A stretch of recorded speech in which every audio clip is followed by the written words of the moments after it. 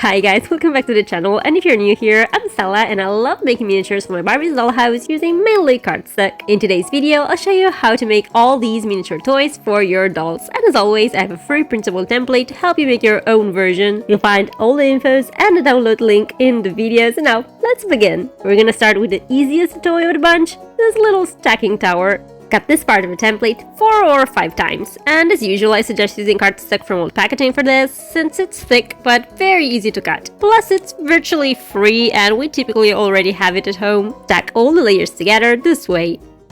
The final piece should be roughly 3mm thick, and just a little note, if you're using my free printable template, I suggest you pierce this little hole with an awl. Next, to take a toothpick, I decided to use this type with a flat carved end, but any other kind can work. Cut it a length of around 3 cm and glue it into the hole in the cardstock base.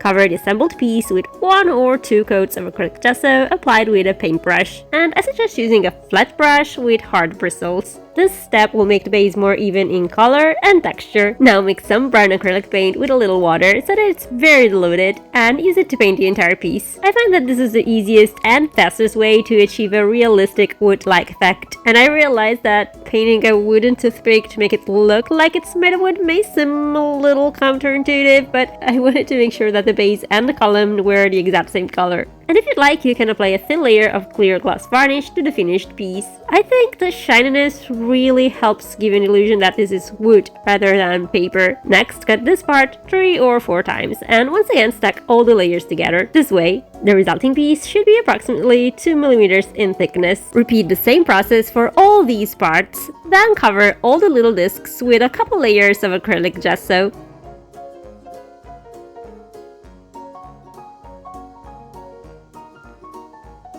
Next, paint each disc in a different color. Traditionally, this toy is painted in the colors of the rainbow, so that's exactly what I did.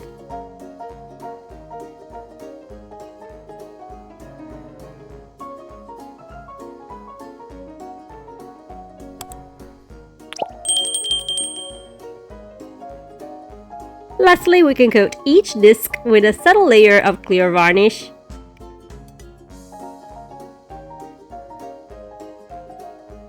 To make the packaging for our mini stacking tower, just print, cut, and fold this part. I used my trusty selfie photo printer, and I'll have it linked in the description if you're curious, but any color printer will do. And if you're not using photo paper, no worries, you can still get that glossy look with some clear tape, just like I did in my mini baby formula tutorial. Stick a piece of clear plastic over this little window, and I used an old plastic bag for this. And finally, glue all the tabs to create a little box.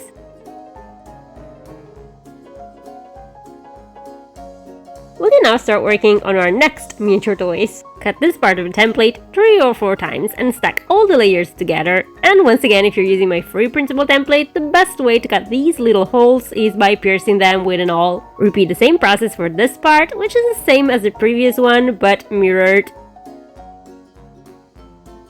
And just a reminder, if you have a Cricut or a silhouette cutting machine, you can use my digital templates, which you can find in my shop, linked in the description box. Next, we're gonna need a piece of sewing thread and a small bead.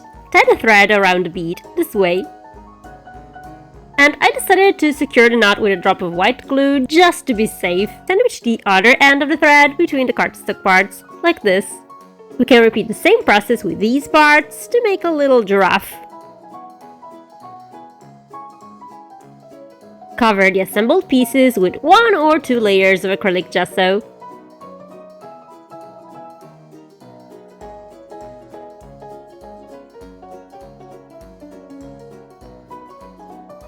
Paint the toys with a base color first.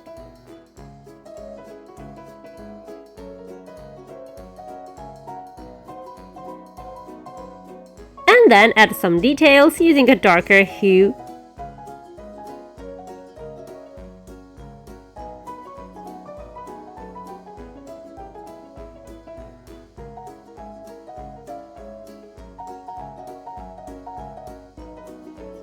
For the tinier details, like the eyes, you can use a white pen and a black marker. And of course, we'll want to paint both sides of each toy. To make the wheels, cut this part wide a few times and glue layers in groups of 3 or 4 pieces each. We should end up with 8 little wheels. Cover them with acrylic gesso and then paint them with some diluted brown acrylic so that they look like they're made of wood. Now take an eye pin, a piece of metal wire or a paper clip and insert it into one of the little wheels. Secure the wheel to the wire with some glue, or if you're feeling fancy, a dab of UV resin. I went for the resin because, no waiting around, I'm so impatient. Slide the wire into one of the little holes in the toy's base, then place the second wheel and once again fix it with a little resin or glue. Repeat the same steps for the second set of wheels. To make a packaging for these little toys, print and cut this part, then wrap it around the toys and seal it at the top with a drop of white glue.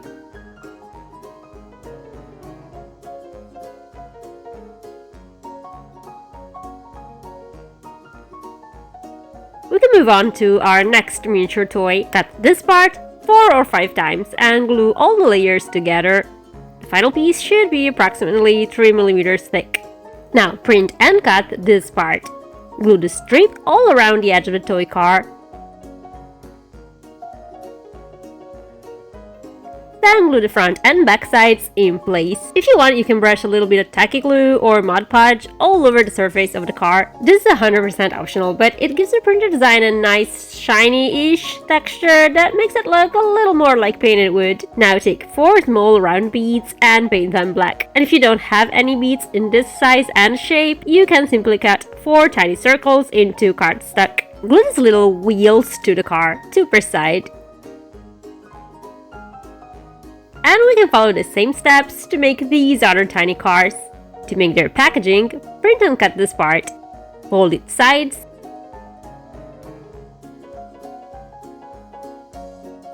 Attach a piece of clear plastic to the little cutout window, and finally glue the tabs to create a little box. Next, cut this rectangle into a piece of lightweight cardstock and fold it along these lines. Glue down this little tab this way.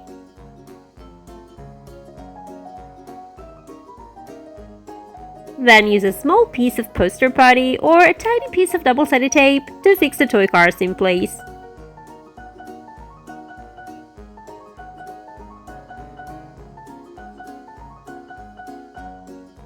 And when I closed the box, I noticed that the left and right sides here on top were sticking out a little, so I taped them down with 2 tiny pieces of clear tape.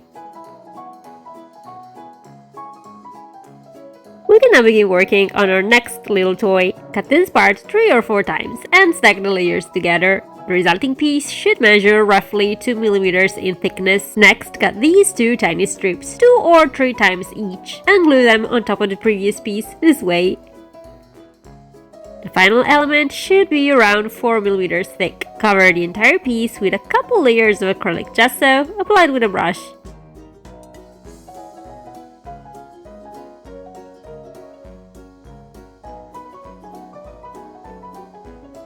Then paint it with diluted brown acrylic to achieve a wood-like finish.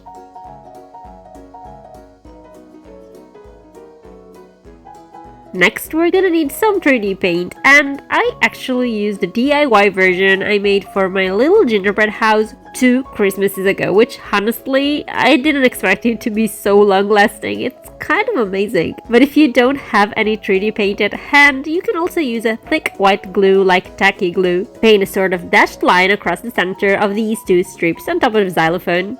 And make sure that the dashes are slightly protruding like this.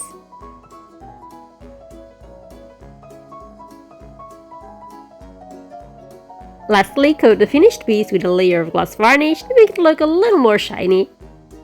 Next, cut all these super tiny rectangles, and you can cut them 1 or 2 times each. I decided to cut each one twice and glue the 2 sides together, but you can do with just 1 layer. Paint each piece in a different color this way. These will be the bars of our miniature xylophone.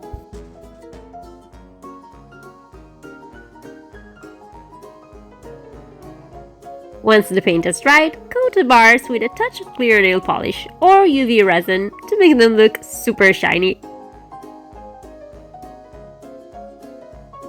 Now take a piece of metal wire, a knife pin or a paper clip and cut it into 16 small sections, each roughly 5 millimeters long. Glue every piece of wire into the holes on the xylophone's base using a multi-purpose glue like the E6000 or even just super glue. Then slide all the bars in place. And hey, if you made it this far into the video, please let me know in the comments. I really enjoy reading your messages, so keep them coming.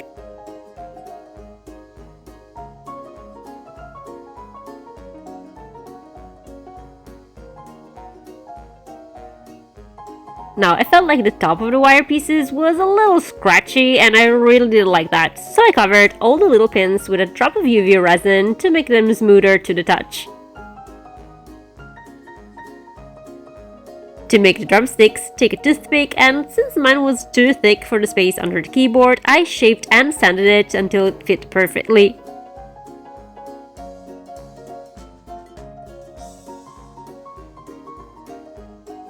Cut the toothpick in half, then sand the ends to make them smoother. Next, take a couple of small beads and glue them to the pointy end of the toothpick. And at this point, I decided to paint and varnish the handle of the sticks so that they would match the color and finish of the xylophone.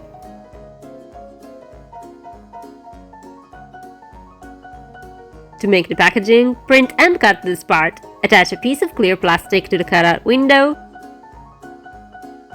Then cut this strip into a piece of copy paper, slide it into these small cuts in the package, and glue their ends to create a little handle. Next, if you want, you can glue a piece of colored copy paper to the unprinted side of the box. This is absolutely optional, but I think it gives a nice little extra touch to the packaging. Fold the sides and glue the tabs to create a little suitcase-shaped box. To keep the xylophone in place, I used a small piece of masking tape. And our last miniature toy is ready. As promised, here's a link to the free printable template, and if you want to treat your younger dolls to the joy of reading, well, be sure to check out this video next. And this is all for today's video. Until next time, bye!